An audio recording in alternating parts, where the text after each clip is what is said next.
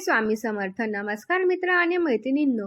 चैत्र नवरात्री चालू झालेली आहे. या नवरात्रीमध्ये बऱ्याच स्त्रिया आपल्या कुलदेवतेची ओटी भरतात. पण देवीची ओटी का भरली जाते? ती ओटी कधी भरावी? कशी भरावी? ओटीत काय काय साहित्य घ्यावं? बऱ्याच स्त्रियांकडून ओटी भरताना काही चुका होतात. म्हणून ओटी भरताना कोणत्या चुका टाळाव्यात? काहींना नवरात्रीमध्ये ओटी भरायची असते, पण काही अडचणी असतात. सुतक किंवा मासिक पाळी आलेली असते. अशा वेळेस ओटी भरायची राहिली तर ती कधी भरावी? जर चैत्र नवरात्रीमध्ये ओटी भरायची राहिली तर ती चैत्र महिन्यात भरू शकतो का? ओटी कोणत्या वारी भरणे शुभ असते? ओटीमध्ये काय काय साहित्य घ्यावं? ओटी भरताना कोणत्या चुका टाळाव्यात? ही संपूर्ण माहिती एकाच व्हिडिओमध्ये मिळणार आहे. त्यासाठी व्हिडिओ पूर्ण नक्की पहा. त्याआधी तुम्ही जर माझ्या चॅनलवर नवीन आहात तर चॅनलला सबस्क्राईब करा आणि व्हिडिओला लाईक करा. चैत्र नवरात्रीमध्ये आपण आपल्या कुलदेवतेची आपल्या परंपरेप्रमाणे सेवा करतो. कुलदेवतेची सेवा करणे हा आपला एक धर्मच आहे. कारण आपण जेवढी जास्त कुलदेवतेची सेवा करू तेवढा जास्त देवीचा आशीर्वाद आपल्या मुलाबाळांवर व आपल्या परिवारावर राहतो. कुलदेवतेची ओटी का भरली जाते? आपल्या पूर्वजांच्या परंपरेनुसार आपण ही परंपरा पुढे चालवत असतो. ओटी भरण्याचं मुख्य कारण म्हणजे आपण देवीच्या ओटीत धान्य, शृंगाराच्या वस्तू, वस्त्रदान करून देवीची ओटी भरतो. त्याचप्रमाणे आपल्या आयुष्यात देखील देवी सुख, समृद्धी, ऐश्वर्य, आरोग्य, संपत्ती या गोष्टी कळत नकळत देवी आपल्याला देत असते. देवीची ओटी भरल्याने आपल्याला ऐश्वर्य प्राप्त होते. देवीची ओटी कशी व कधी भरावी? देवीची ओटी आपण 7व्या माळेपासून पुढे भरू शकतो. कारण आपण जर माहेरी गेलो तर आपल्या परतीच्या वेळेलाच आपली ओटी भरली जाते. म्हणून चैत्र नवरात्रीची 7व्या माळेपासून देवीचा परतीचा वेळ चालू होतो. म्हणून 7व्या माळेपासून पुढे देवीची ओटी भरावी. या ओटीमध्ये साडी किंवा ब्लाऊज पीस, नारळ, 5 किंवा 7 हिरव्या बांगड्या, फुले, गजरा, हळदी कुंकू, सुपारी, खोबऱ्याचा तुकडा, खारीक, विडा, हळद, कुंड, सुवासिनीचं साहित्य म्हणजेच नेलपेंट, मेहंदी कोन, जोडवे, मंगळसूत्र, सिंदूर या वस्तू ठेवाव्या.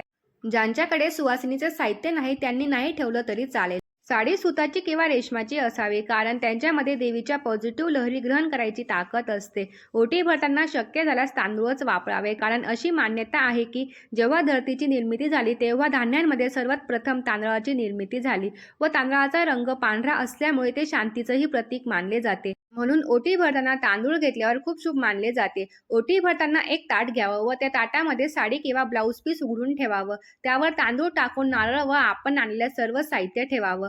सर्व वस्तू ठेवल्यानंतर त्या ओटीची मनोभावे पूजा करावी व देवीच्या पायाशी अर्पण करावी आणि देवीला आपली जी काही इच्छा असेल ती सांगावी. ओटी भरल्यानंतर ब्राह्मण आपल्याला एखादी वस्तू वापस करतो, तर ती वस्तू तांदूळ असले तर ते आपल्या धान्यात टाकावे व इतर वस्तू असली तर ती आपल्या देवाऱ्यात ठेवावी. जर समजा चैत्र नवरात्रीमध्ये काही स्त्रियांना मासिक पाळी आली, सुतक आहे किंवा काही कारणास्तव देवीची ओटी भरू शकत नाही, अशा स्त्रियांनी संपूर्ण चैत्र महिन्यावर कधीही ओटी भरली तरी चालते किंवा चैत्र पौर्णिमेपर्यंतही भरू शकतो. शक्य झाल्यास मंगळवारी व शुक्रवारी भरली तर ती खूप उत्तम राहते. चैत्र पौर्णिमेला जरी आपण देवीची ओटी भरली तरी ती खूप शुभ असते. चैत्र पौर्णिमेला देवीला ध्वज लावला जातो, त्यामुळे हा दिवसही अत्यंत शुभ मानला जातो. देवीची ओटी भरताना या चुका टाळाव्यात. 1. देवीच्या ओटीत लेकरबाळ हळकुंड घ्यायचं आहे, म्हणजे ज्याला फाट्या फुटलेल्या आहेत तेच हळकुंड घ्यायचं आहे. कारण पूजेमध्ये नेहमी फाट्या फुटलेलं हळकुंड वापरलं जातं, सिंगल हळकुंड घ्यायचं नाही. 2. विडा घेताना त्यात सुपारी व तंबाखू नसलेला विडा घ्यावा, कारण देवीच्या विड्यात सुपारी व तंबाखू वापरत नाही. सुपारी गणपतीचं प्रतीक असते. जर तुम्हाला विडा भेटत नसेल तर तुम्ही घरीच विड्याचं पान घेऊन त्यात बडीशोप व साखर टाकून विडा बनवावा. 3. ओटी भरताना नारळाची शेंडी देवीकडे करावी आणि संपूर्ण ओटी आधी आपल्या छातीला व डोक्याला स्पर्श करून मगच देवीच्या चरणांवर ठेवावी. 4. देवीची ओटी भरताना मासिक धर्मात वापरलेले कपडे व दुखाच्या जागेवर वापरलेले कपडे घालू नये. ओटीमध्ये एक फळ किंवा कोणताही गोड पदार्थ ठेवावा, म्हणजेच खडीसाखर किंवा पेढा ठेवावा.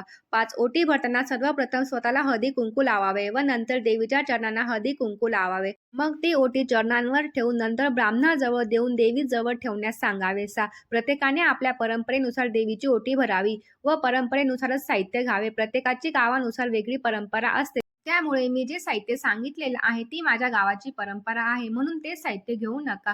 व्हिडिओ आवडल्यास लाईक करा व शेअर करा आणि व्हिडिओ कसा वाटला मला कमेंट करून नक्की सांगा. श्री सप्तशृंगी माता की जय.